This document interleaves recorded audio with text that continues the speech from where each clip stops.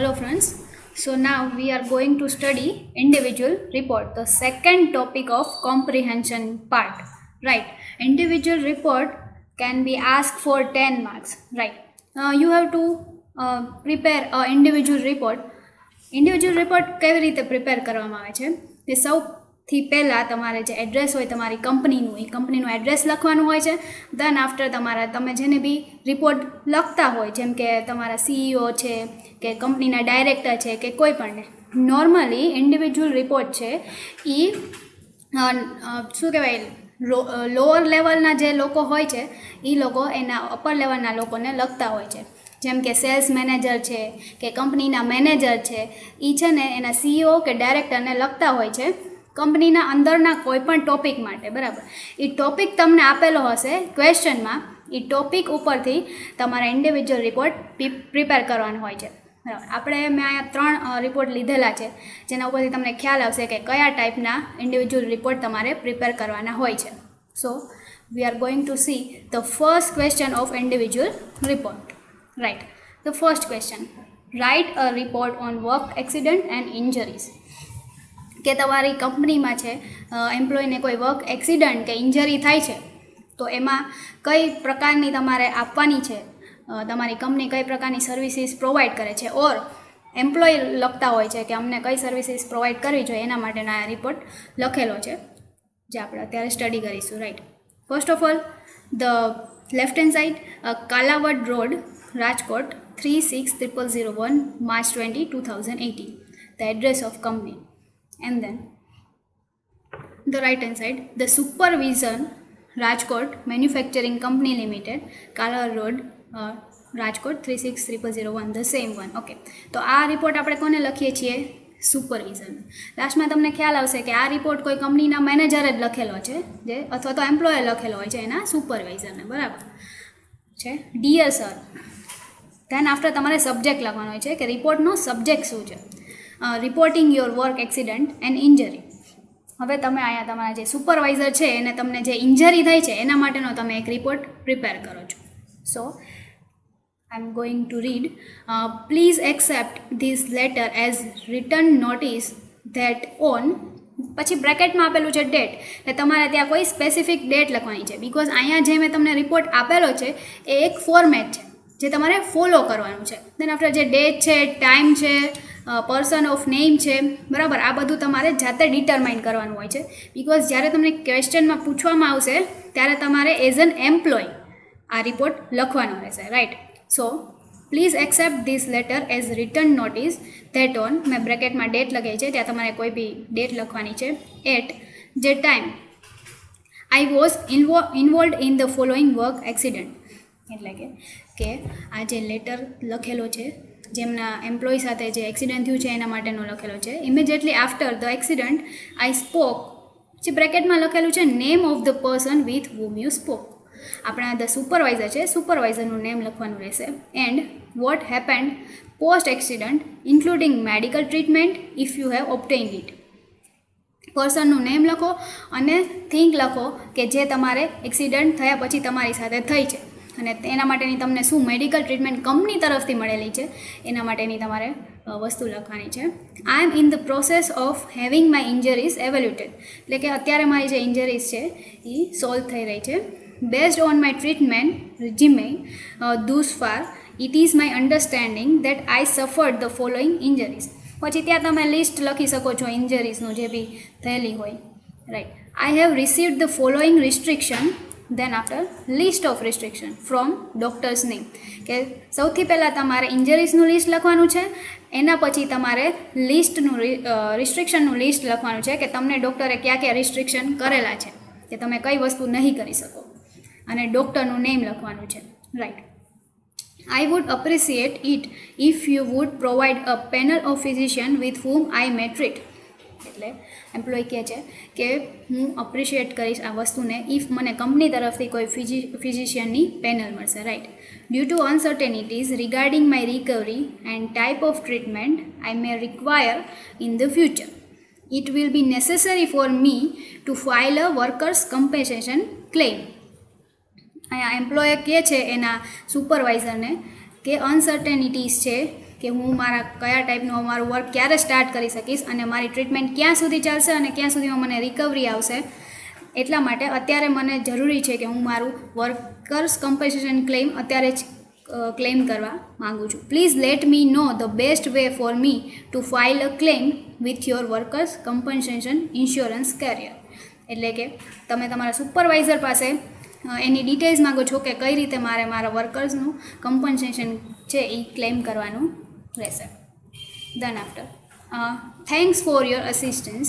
If you need any information from me or wish to speak with me regarding the accident, my injuries and my restriction, contact me at your convenience. I look forward to working with you through this time. લાસ્ટમાં તમે એને appreciation માટે એક thanks માટેનો paragraph લખી શકો છો અને તમે તમારા સુપરવાઇઝર જો તમને મળવા માગતા હોય તો એના માટેની બધી વસ્તુ લખી શકો છો કે ક્યારે તમને એ મળી શકશે અથવા તો એના કન્વિનિયન્સે તમે એને કઈ રીતે મળી શકશો due to your injury. Right. લાસ્ટમાં left hand side your sincerely XYZ manager. હવે આ એક મેનેજર છે જેને એના સુપરવાઇઝરને લેટર લખેલો છે. હવે આપણે નેક્સ્ટ ક્વેશ્ચન જોશું. ઓકે, તો જે નેક્સ્ટ ઇન્ડિવિજ્યુઅલ રિપોર્ટ છે એ છે write a report on frequent strikes by our workers and steps to improve the conditions. એટલે કે વર્કર્સ છે જે આપણે કંપનીના એ ઘણા બધા વખત સ્ટ્રાઇક કરે છે વર્ક માટે, બરાબર, તો એને ઇમ્પ્રૂવ કરવા માટે કયા સ્ટેપ લેવા જોઈએ અથવા તો આ કન્ડિશનને કઈ રીતે ઇમ્પ્રૂવ કરી શકાય એના ડિસ્કશન માટેનો આ એક ઇન્ડિવિજ્યુઅલ રિપોર્ટ પ્રિપેર કરવામાં આવ્યો છે. જે છે એ તમે તમારા મેનેજરને લખો છો, કોઈ તમારા સેક્રેટરી કે એ જે છે એ સેલ્સ સેક્રેટરી છે એ મેનેજરને લખે છે. Right. So I am going to read the left hand side as usual the company's address and the right hand side the name of the person કે તમે જેને લેટર લખો છો and then the same address of the company. right. dear sir or તમે એની જગ્યાએ respected sir બી use કરી શકો છો. subject frequent strikes by our workers and step to improve this condition. Under the instruction received through your letter of 10th of July, I have examined the charter of demands submitted by the workers. Charter means what? It is a form like અધિકાર પત્ર. જો તમે સાંભળેલું હોય, ગુજરાતીમાં word આવે છે, વર્કર્સના જે રાઇટ્સ હોય, બરાબર, એના માટેનો એક આખો લેટર આવેલો હોય છે. તો એ જે રાઇટ્સ માટેનો જે લેટર હોય એને ચાર્ટર કહેવામાં આવે છે. તો સૌથી પહેલાં જે મેનેજરે છે એને ઓલરેડી લેટર લખેલો જ છે. HR મેનેજરને કહી દે, હ્યુમન રિસોર્સ મેનેજર જો આ હેન્ડલ કરતા હોય તો એમને લેટર લખેલો છે આના માટેનો કે ઇન્સ્ટ્રક્શન દેવા માટે એમ્પ્લોઈઝને રાઇટ કે જે આ એ લોકો ફ્રીક્વન્ટ સ્ટ્રાઇક કરે છે તે ઓછું કરે, બરાબર. I also studied the benefits enjoyed by the workers of other companies. then in our line in bracket their list attached. Okay, હવે અહીંયા એવું કહે છે સેલ્સ મેનેજર કે મેં છે ને બધા બેનિફિટ બીજી કંપનીના વર્કરો જે એન્જોય કરે છે એના માટેના બધા જ જે લિસ્ટ છે એનું તૈયાર કરેલું છે કે બીજા કંપનીના મેનેજર્સ વર્કર્સ છે એ કયા પ્રકારના જે એડવાન્ટેજ છે એને એન્જોય કરે છે. Then after, besides, I had 3 rounds of discussion on the subject with the leaders of workers of our company. હવે વર્કર્સના જે લીડર્સ છે એમની સાથે બી એમની મિટિંગ થયેલી છે, એમણે ડિસ્કસ કરેલો છે આ સબ્જેક્ટ ઉપર કે આપણા વર્કર્સ આટલી બધી સ્ટ્રાઇક્સ શા માટે રાખે છે. Then after I submit below my findings and recommendation. એમાં જે બી કાંઈ વાત થયેલી છે, કોઈ બીના કાંઈ રેકમેન્ડેશન આવે છે તો એ બધું જ આ લેટર સાથે અટેચ કરવામાં આવેલું છે. Next, after a comparative study of workers' wages in our line, I feel convinced that till demand of our workers for higher wages is just. The wages of our workers are about 8% lower than those given by other leading companies in our line according to rules. હવે અહીંયા એવું કહેવા માગે છે કે આપણા જે workers છે એ લોકોને બીજી જે નામાંકિત કંપનીઓ છે આપણા લાઇનની, એ લોકોના લાઇનની એના કરતાં 8% લોઅર વેજ મળે છે. રાઈટ. એ ઓલરેડી ઓછું એને વેજીસ મળે જ છે એટલા માટે બી તે લોકો સ્ટ્રાઇક કરી શકે છે. Or of course the demand to raise them by 15% and can not be justified. I recommend a rise in their wage by 6 to 8%. હવે જે વર્કર્સ છે એમને ડિમાન્ડ છે કે 15% એનું વેજ રેટ છે એ વધારવામાં આવે, બટ જે એમની ડિમાન્ડ છે એ અનજસ્ટિફાયેબલ છે. ધેરફોર કંપનીએ એટલીસ્ટ એ લોકોના વેજ રેટ 6 to 8% હાયર કરવા જોઈએ. The workers have demand that they should be allowed a 1 hour recess in place of the half-hour recess they enjoy at the present. Then after the second point, that workers ને only half hours નો recess મળે છે, બરાબર, ત્યારે એની જગ્યાએ તમારે એનો 1 hour નો recess કરવો જોઈએ. The closing time should not be extended. I am at the opinion of that this demand should be granted. કે જે ક્લોઝિંગ ટાઈમ છે એ લોકોનો ના વધારવો જોઈએ અને જે બ્રેકનો ટાઈમ છે એ આપણે હાફ એન આવરથી 1 hour જેવો કરી નાખવો જોઈએ. Till now the had been working for 8.5 hours day. કે જે વર્કર્સ છે એ ડેના 8-8.5 કલાક જેટલું કામ કરે છે. It must be appreciated that they worked for half an hour more a day during the pioneering years of the company. કે જ્યારથી આપણી કંપની સ્ટાર્ટ થઈ છે, પાયોનિયરિંગ મીન્સ કે જ્યારથી જ કંપની સ્ટાર્ટ થઈ છે ત્યારથી જ આ લોકો વર્કર્સ છે અને વર્કર્સ પહેલેથી જ હાફ એન hour કામ કરે છે, તો આપણે એમના બ્રેક ટાઈમ વધારીને એનો જે ટાઈમ છે વર્કનો એ ઘટાડી દેવો જોઈએ. Then the third important demand concern recruitment. The demand is that 10% of the vacancies should be kept reserved for their relatives. જે વર્કર્સની થર્ડ ડિમાન્ડ છે એ ડિમાન્ડ છે કે 10% ટોટલ વેકેન્સીસના 10% જે વેકેન્સીસ છે એ એના રિલેટિવ્સ માટે કેપ્ટ કરવામાં આવે, right. And this is a delicate matter about which only the management can decision. I may point out, however, that Amar Industries and hers ex-company, two leading companies in our line, have extended this benefit to their workers. કે આ અમુક કંપનીના નામ આપવામાં આવે છે, તમે અહીંયા કોઈ બી નામ યુઝ કરી શકો છો. મેં એક્ઝામ્પલ તરીકે અમર ઇન્ડસ્ટ્રીઝ એન્ડ હર્સ ઇન્ડસ્ટ્રીઝના નામ લીધેલા છે, જે એની લાઇનની કંપની છે ને એ લોકો એને આ બેનિફિટ એના વર્કર્સ માટે એક્સટેન્ડ કરેલો છે. Reserving a very small portion of vacancies for the relatives of the workers of the company would be a good progressive step capable of winning lasting goodwill. Then after workers માટે તો એ beneficial છે જ કે એના relative માટે vacancies રાખવામાં આવે, but company માટે બી એક સારું પ્રોગ્રેસિવ સ્ટેપ છે જે એની ગુડવિલની પ્રાઇઝમાં વધારો કરે છે.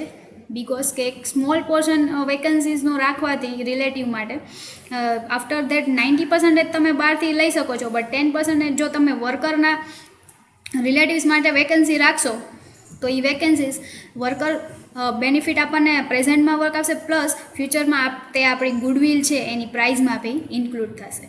Then after, some of the items on the charter spell serious grievance. It is complained that some supervisors victimize the worker who neither flatter them or occasionally present them with gifts. હવે અહીંયા the next જે છે એમના supervisors છે એના માટે કહેવામાં આવ્યું છે કે એ લોકો મીન્સ સારું બિહેવ નથી કરતા, એન્ડ સેકન્ડ કે ઓકેશનલી જ્યારે બી એમને ઇન્વાઇટ કરવામાં આવે છે ત્યારે બી પ્રેઝન્ટ નથી રહી શકતા. Another item on the charter refers to the occasional thefts in the factory. કે ફેક્ટરીમાં વારે ઘડીએ ચોરી થવાના ચાન્સીસ રહે છે. It says that they are wrongly attributed to workers. The leaders said they suspected that some supervisors themselves were the real culprits. વર્કર્સનું એવું કહેવું છે કે સુપરવાઇઝર્સ છે એ લોકો ચોરી કરે છે, અને સુપરવાઇઝરનું એવું કહેવું છે કે જે વર્કર્સ છે એ લોકો ચોરી કરે છે, બરાબર. હવે આ માટે બી એ લોકોના કોન્ફ્લિક્ટ થાય છે વર્કર્સ અને સુપરવાઇઝર્સની વચ્ચે. So I recommended that a committee to be set up to inquire in to the above and other grievances. This will satisfy the workers and the truth will come out. કે આ વસ્તુ માટે આપણે એક committee setup કરવી જોઈએ જે આનું સોલ્યુશન લાવે કે who is the real person to have the thing, right. જેનાથી વર્કર્સને બી સેટિસ્ફેક્શન મળી જાય અને એના સુપરવાઇઝરને બી મળી જાય જો એ સાચા હોય તો, right. After that, there are a number of other items on charter, but they seems to have been included by the leaders to be in a bargaining position. I have gathered the impression from my discussion with the workers' leaders that a settlement of above mentioned issue will satisfy the workers. હવે એમાં ઘણી બધી items છે એ જે form છે એમાં, but leaders A worker સાથે bargaining કરીને આટલી જે મેઇન પોઈન્ટ્સ છે એ પોઈન્ટ આઉટ કરેલા છે, જેનું આપણે સોલ્યુશન લાવીને વર્કર્સને સેટિસ્ફાઈ કરવા જોઈએ. It is my considered opinion that many of the demands spelled out by the workers on the charter they have submitted are reasonable and some of the grievances are genuine. It is highly unlikely, therefore, that the workers can be persuaded to withdraw the call for an indefinite strike unless, as recommended above, a few reasonable demands are acceptable and steps are taken to remove genuine grievances. જે આમાં ઘણા બધા opinions છે એ આપવામાં આવે છે, એની demand ઉપર ઘણા બધા ઓપિનિયન્સ થઈ શકે છે, બટ એમાંથી જે છે એ થોડીક એવી જેન્યુઅન ડિમાન્ડ છે કે જે આપણે પૂરી કરવી જોઈએ. તો એના માટે જે એના મેનેજર છે બરાબર, એને આમાં સ્ટેપ લેવા જોઈએ. એના માટેનું સેક્રેટરીએ ઇન્ડિવિજ્યુઅલ રિપોર્ટ લખેલો છે. એઝ યુ કેન સી કે લાસ્ટમાં લખ્યું છે yours faithfully XYZ secretary, right? You can also write the name of secretary if you want, otherwise XYZ it's also you can write, right? So this is the second individual report. Here I am giving you a third individual report that is also based on the company's employee, right? So it is a write a report on inquiry into charges against an employee. બરાબર, હવે અહીંયા તમારે report લખવાનો છે કે employ છે એની અગેન્સ્ટમાં લખવાનો છે. આગળનો જે આપણે એક રિપોર્ટ જોયેલો છે એ એમ્પ્લોઈઝના ફેવરમાં હતો, અથવા તો એમ્પ્લોઈઝે કરેલા વર્ક ઉપર હતો, અથવા તો એમ્પ્લોઈઝે કરેલા ડિમાન્ડ ઉપર હતો કે એમ્પ્લોઈઝે કઈ ડિમાન્ડ કરેલી છે. હવે જે આ રિપોર્ટ છે એ એમ્પ્લોયની અગેન્સ્ટમાં ઇન્ક્વાયરી બેસાડવા માટેનો રિપોર્ટ છે. તો બટ ઓબ્વિયસ છે આ જે બી જેમ મેં પહેલાં કીધું કે જે રિપોર્ટ છે એ કંપનીની અંદર જ લખવામાં આવે છે. કંપનીમાં જેમ 3 લેવલ હોય છે, upper, middle and low level, એવી રીતે લો, મિડલમાં જે લોકો વર્ક કરતા હોય છે એ મોસ્ટલી વન વે કોમ્યુનિકેશન હોય છે, જે મિડલથી અપર લેવલ જાય છે. તો જે મિડલથી અપર લેવલના લોકોને જે રિપોર્ટ લખવામાં આવે છે એ ઇન્ડિવિજ્યુઅલ રિપોર્ટમાં ઇન્ક્લુડ થાય છે, જેમાં આપણે પ્રીવિયસ 2 રિપોર્ટ જોયા બરાબર છે. એમાં મિડલ લેવલના જે લોકો છે એ જ અપર લેવલના લોકોને રિપોર્ટ લખે છે. સો here one another example I am giving you.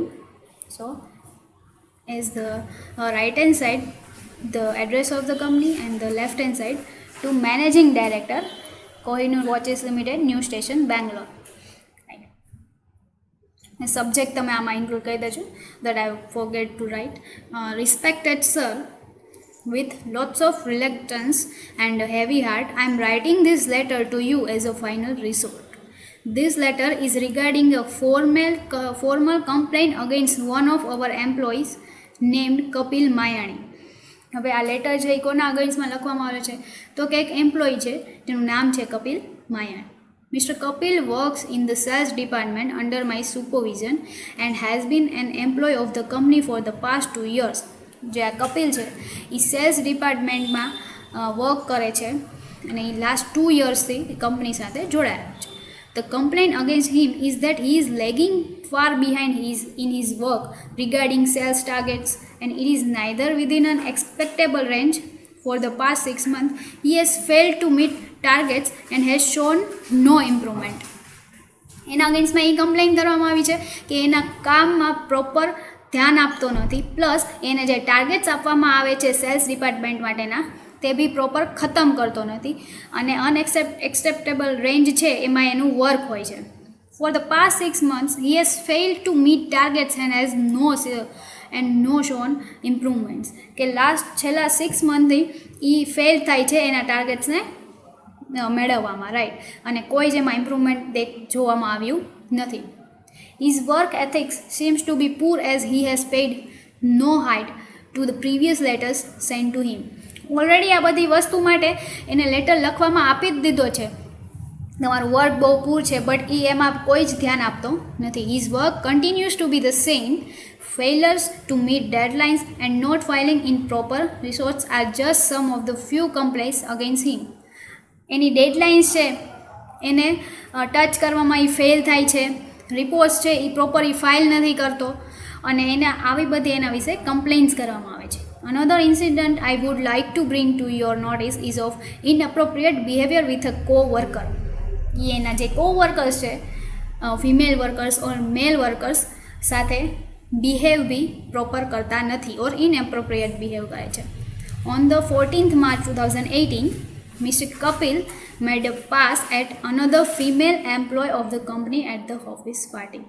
Means he is misbehaving with the female employee.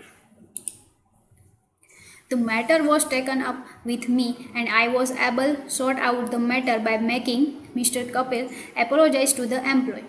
હવે આ મેટર છે એ જે એના સુપરવાઇઝર છે એને આપવામાં આવી હતી અને એને કપિલ પાસે એના માટે માફી બી મંગવાયેલી હતી.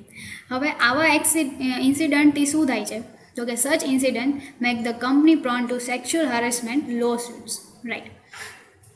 It's affect the reputation of the company. I have spoken him to personally also, but his attitude has been dismissive. Though he has been a loyal employee of the company, such kind of behavior is unacceptable for the high standards of our company has set.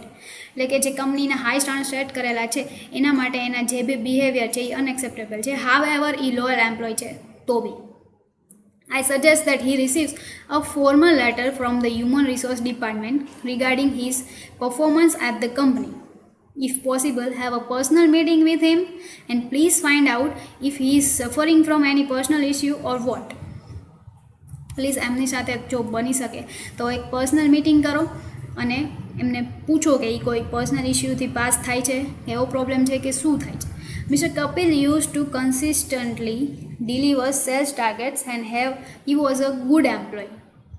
Mister Kapil જે છે એ સારા એવા cells targets ખતમ કરતા હતા but at the start of his job and he was a good employee, but his performance has drastically fallen in the last 6 months and so has his behavior with the other employees. એમનું performance છે એ બી last 6 મંથમાં drastically fall થાય છે અને એમનું જે behaviour છે બીજા employ સાથે તે બી સતત બગડતું જાય છે. I would be of the opinion that Mr. Kapil should be given one final chance to improve in all accounts. Then it is your prerogative whether to continue with his employment or not. I wish your urgent attention in this matter as efforts from my side have gone in vain.